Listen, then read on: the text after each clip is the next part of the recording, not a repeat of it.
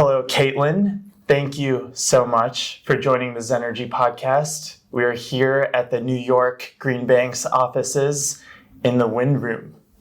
And it's not very windy in here, but it's great to have you on and have been really excited to speak to you. So thank you again for taking the time. And to kick things off, could you please just provide some quick background on what the New York Green Bank is, as well as how you ultimately started working and got connected to the bank? First, Karan, thank you so much for being here. I'm very honored to be on this podcast. You have quite the platform here.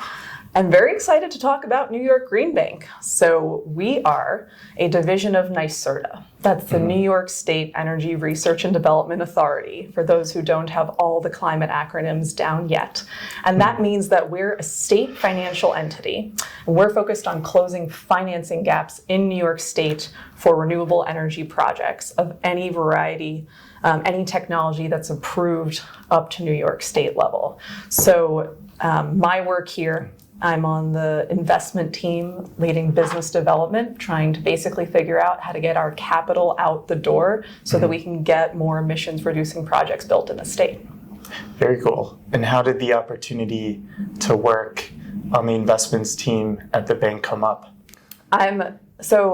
I was excited to join the New York Green Bank because I was transitioning out of traditional finance. I was in investment banking after business school, really excited to learn about how I could help corporations and other large entities move millions, billions of dollars into the climate fight.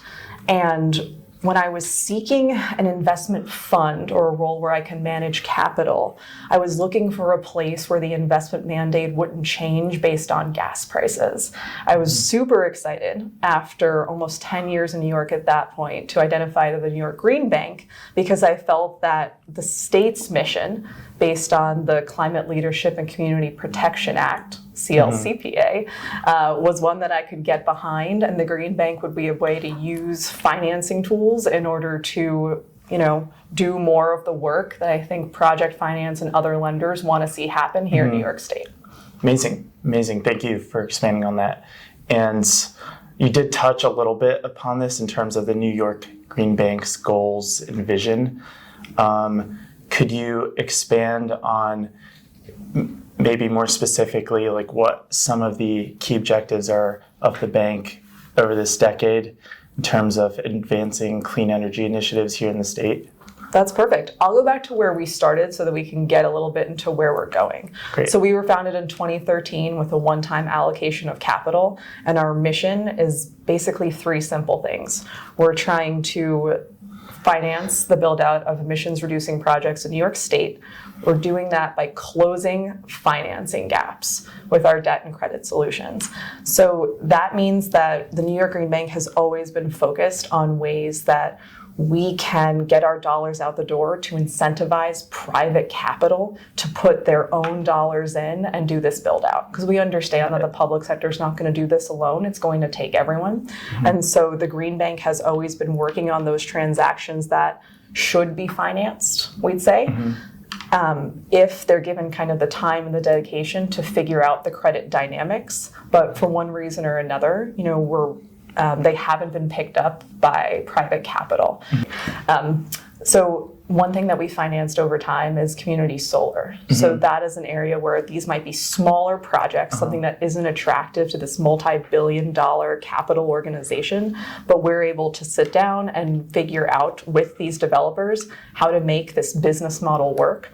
So we've done a lot of that over time, and you'll see that now all of our transactions are on our website, so you truly can, with full transparency, see the work that we do. We're really focused on building decarbonization. We're focused on clean transportation and energy storage as three of our target areas among all the clean energy technologies that we could support in New York State.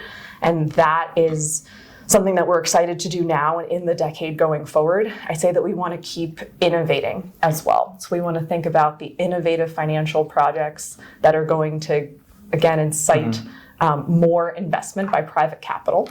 And so we're looking at things like the IRA and the various federal funds that are going to keep catalyzing this market and bringing more capital in to different types of investment vehicles to continue the build out going forward. Makes a lot of sense.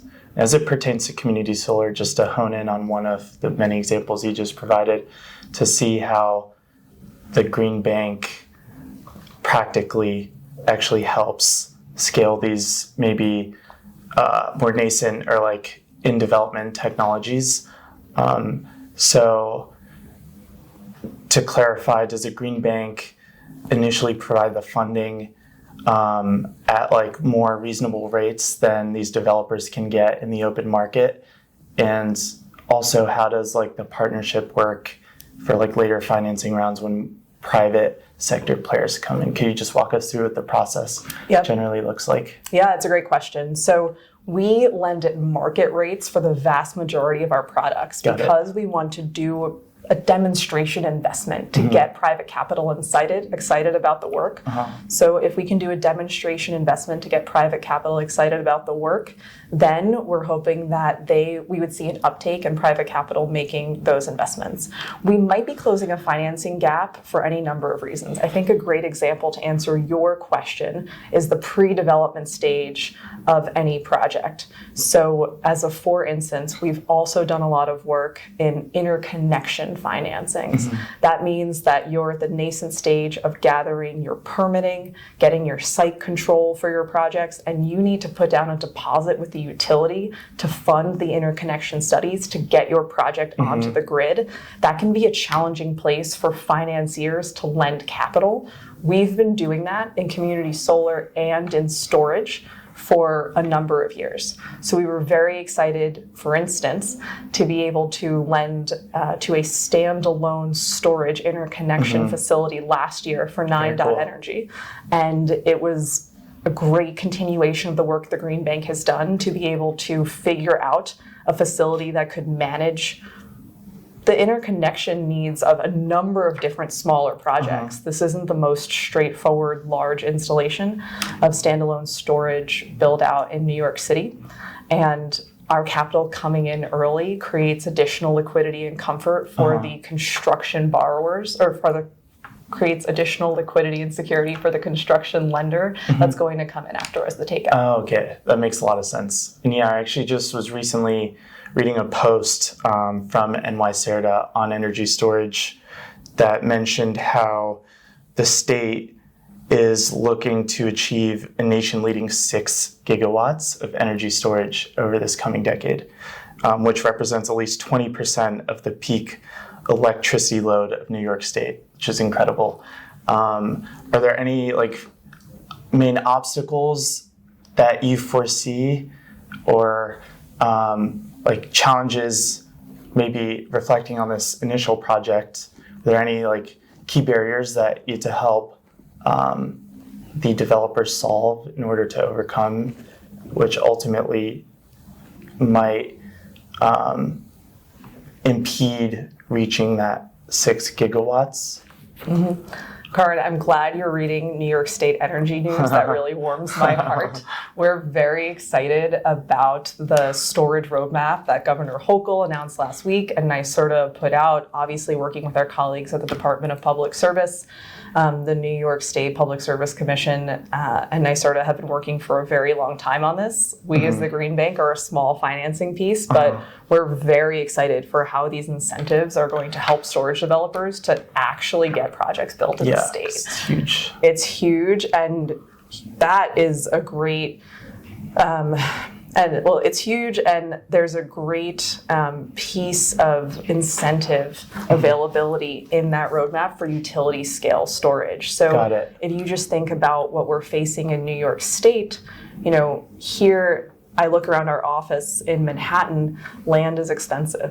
It's a little bit more difficult from a processing perspective to get projects interconnected and to get the type of build out we need to achieve that scale. So there are even more incentives for retail or smaller storage And there are even more incentives there for the utility scale build out that could happen with a little bit more land. So we're excited for both. I think the New York Green Bank has been working on financing gaps typically by targeting the smaller end of the investment spectrum. So we might do, let's say, between $5 and $50 million investments for one one project build out, or across a portfolio. And that can still be many times smaller than something that would interest a large bank or a very traditional project finance lender. That could be a reason that we are able to unlock some more capital by, say, helping a developer finally get their first $20 million facility and really access the capital market so they can develop their platform and overcome the challenge of just working on smaller projects in a diverse landscape across New York State. So what is the process for a developer to actually get in front of your team? And then another part B, two-part question. And then what does the evaluation criteria look like as the team is trying to assess what types of investments it wants to focus its energy on? I love your question because any developer can start accessing our capital by speaking to me. Amazing. So one of the people on our investment team who's working on business development or anyone else across the organization would be happy to help. Fortunately, though, as a government entity, you can see all of our transactions, all of our application criteria, and the portals to apply on our website. So I was very pumped to be working for an organization that wasn't like some criticisms around the private sector with, you need to know someone inside. We are more than happy to put our information out there transparently and try to help anyone. If it's a webinar, we sometimes join those or go to an event to explain any questions they have on the process. So they should start with our website, which is a great thing to say. We'll link in the show notes. That's right. And any questions, you can come to me. Appreciate that. Yeah. Great. Well, yeah, that's really nice of you. And I think given that New York is a leader across clean energy in many of these different verticals. I mean, we just spoke about that storage stat, which nationwide, energy storage right now is relatively nascent compared to like solar and wind. And the fact that New York is taking the lead here can serve as a template for other states, which is really inspiring. Would be curious to hear about like what you're seeing in terms of the number of applications that you have been receiving across these technologies that are in their early evolution per se. Have you seen the applications from developers grow, for example, like since the release of the Inflation Reduction Act or some of these more major federal government initiatives? Because I think it could serve as a reflection for like maybe where the rest of the nation is going since New York is at the forefront. I'm very excited to say that we have seen a number of applications come in. I'll share that related to the Inflation Reduction Act. We're really excited to be looking at the new investment tax credits that are available and transferable, something that wasn't part of legislature before in the tax equity world. And so we're also working on a product to serve anyone who has a tax credit or traditional tax equity with a tax equity bridge loan. So again, you're going to collect these incentive dollars later on based on IRA legislation. And we're excited to be lending to you up front, basically advancing some amount of that capital to you to help you get the work done. And then figure out all of the challenges around tax credit sales at reasonable prices and insurance and everything from there. So that's one thing very narrowly that we're excited about from the IRA. I would also share that as far as what people are coming to us for, we're really looking to keep pushing forward on our commitment to New York's disadvantaged communities.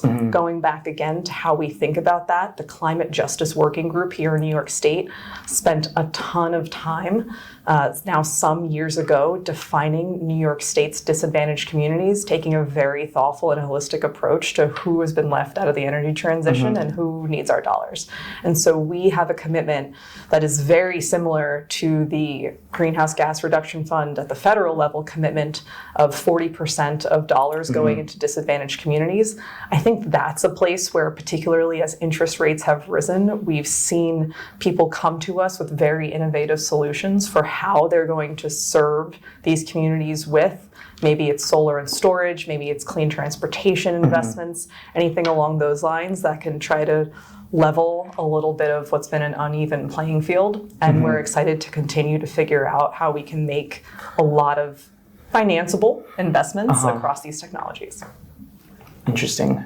So as it pertains to these projects that are focused more on like lower and middle income communities, are there any best practices that you've seen developers like craft as it pertains to their business models to be able to make these projects more financeable? That's a great question. I think we work with developers of all levels of scale, maybe maturity in their own business.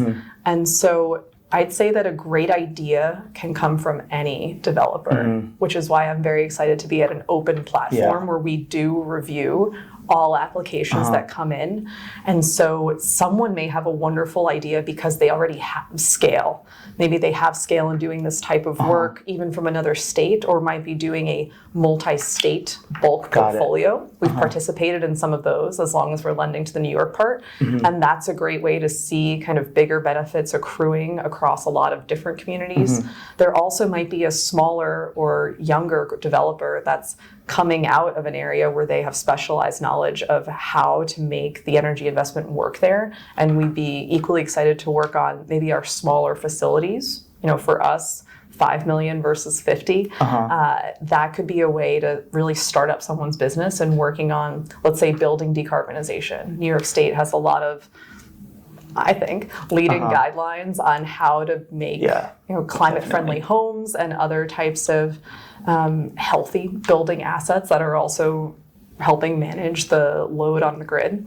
And so we've seen recently a lot of proposals along those lines for different types of building decarbonization, and that's an exciting place for us to work too.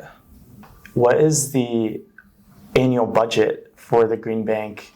And like in general, how many projects are funded in a given year, and how many applications are you seeing if those numbers are readily available? I know you might not precisely have a sense, but in case you do, just curious. It's a great question. So I can tell you that every time we close a transaction, it's published on our website, and we have quarterly metrics and annual metrics that come out and always remain available. Amazing. So if anyone wants to go back in time and see what did you invest in, when, for how much, all of those things are available. We also publish our environmental and social impact metrics there. So on the environmental side, we look to be reducing greenhouse gas emissions. We'll have energy equivalency or electricity equivalency savings depending on what makes sense for that asset. Then we'll also have a note on whether this was an investment into a New York disadvantaged community and what percentage of our dollars went there. So those are some ways to think about what we've done and making sure that everyone... We'll link all of that information for sure. I'd be happy. And then as long as you have the link to the application too. And I would say that we get... I think it's not the number of applications that is interesting to highlight. It's more that we get a ton of inbound. People who have questions before they put in an application, people who put in applications, and we often have our leaders or even someone like myself on the road working with our NYSERDA colleagues or others just in the clean finance space, kind of answering questions and helping people understand whether we could be a good fit for them based on what they've understood about the commercial lending markets anyway. So with that in mind, I'd say that we try to not waste people's time, and we try to have the conversation first, help people understand whether it would be a fit, and then it would be more pleasant to me to have 5 applications from entities that I know we can get dollars out the door for pretty quickly than get a lot in and have to tell people no. Yeah, that makes so much sense. Are there like any consistent themes that come across in those conversations? As in, you mentioned like not wanting to waste time so that the people who actually put in applications have a high chance of being financed. So like what should potential project developers think about before they ultimately like put in the final application? We did touch a little bit upon this, but are there any like additional things you would like to add? I would love to tell everyone how to work with us. This is good for me. I'd highlight two things. The first is we're not here to compete with private capital, which is great. So maybe you're looking to get $30 million, let's say, and you're pretty sure you have financing for 20 million of it. Where are you going to get that other 10 million? Mm-hmm. That could be a fit for us. We're not going to look to kick someone else out of a deal. We're not looking to in any way displace private capital's role. We're happy to be flexible in a way that may not fit the investment mandate of a lot of other financiers to figure out if we can be that final gap filler to get your project out there. So if you have private capital, you should pursue that. If you're challenged in accessing the financial markets, come to us.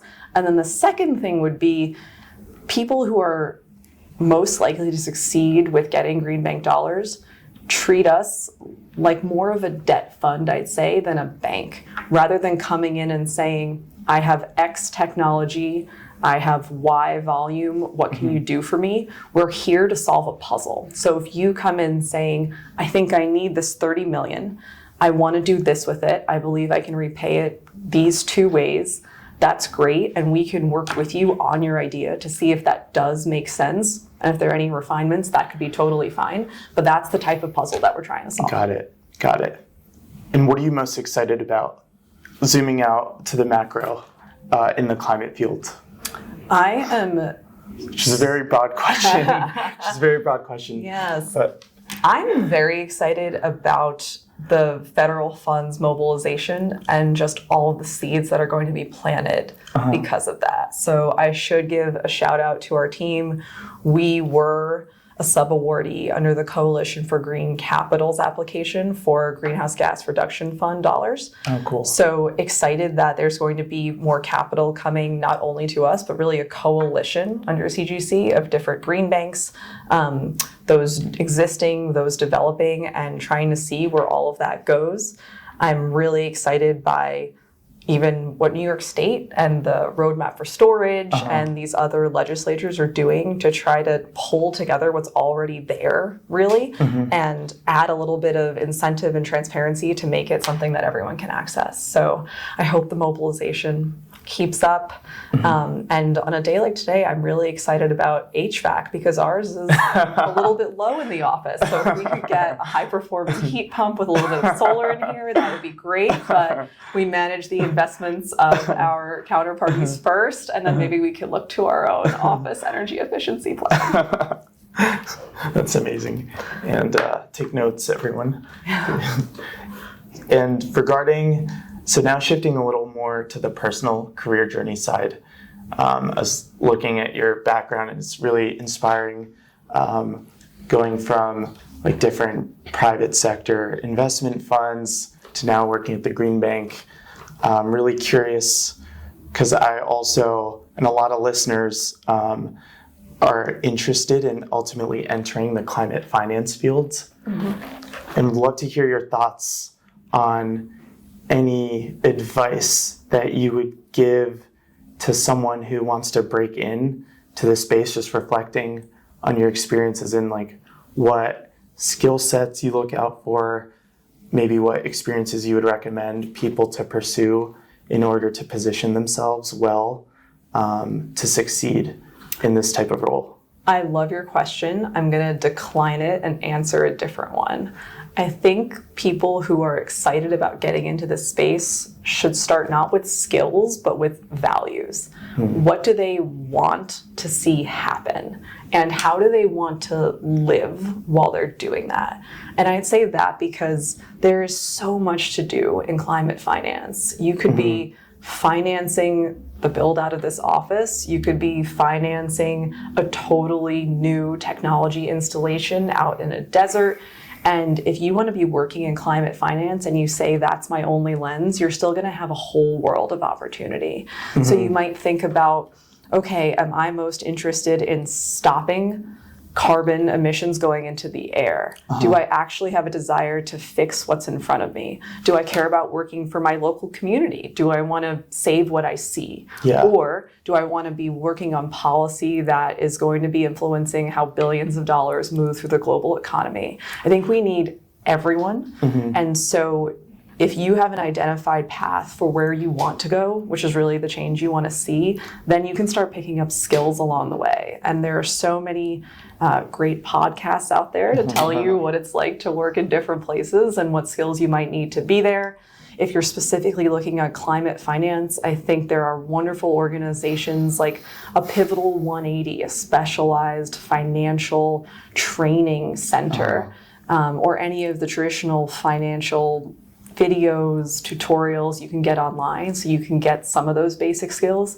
But even then, as you know, finance itself is also very broad, and if you're going to be trading green bonds, that's a different skill set than developing public infrastructure charging. So I believe there's a great set of opportunity because there's so much work to do, and that can be intimidating, but it should be really exciting for people who are pretty clear about what sorts of things they want to make happen. Makes sense. For people who are trying to figure out where within climate finance they want to fit in, I know you worked at like a VC and also like a hedge funds. If I'm recounting correctly, Bridgewater. I worked at a hedge fund, and then yes. Mobility, I think Mobility. Startup fund. Now at the Green Bank, which I assume like culturally across each, there must be a lot of variation and also the type of work. So like, how would you recommend someone think about where they want to fit in across these broad verticals within climate finance? It's a great question. I think it starts with, again, how you want to work and what you want your impact to be. If you just picture the day in the life of someone who's working on, let's say, national legislature around investments in different types of energy projects, you're someone who's going to be a very small piece of a very big and far-reaching package of incentive dollars. That's going to be rather far from the immediacy of someone who's deciding, do I put $1 into this growing company right now, and we have to do a certain velocity of these investments, for instance, if you're working in a seed investor stage. Again, we need both of those things.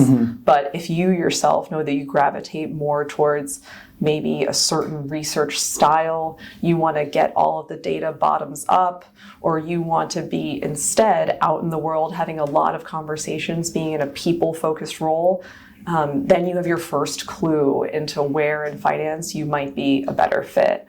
I was in investment banking before this.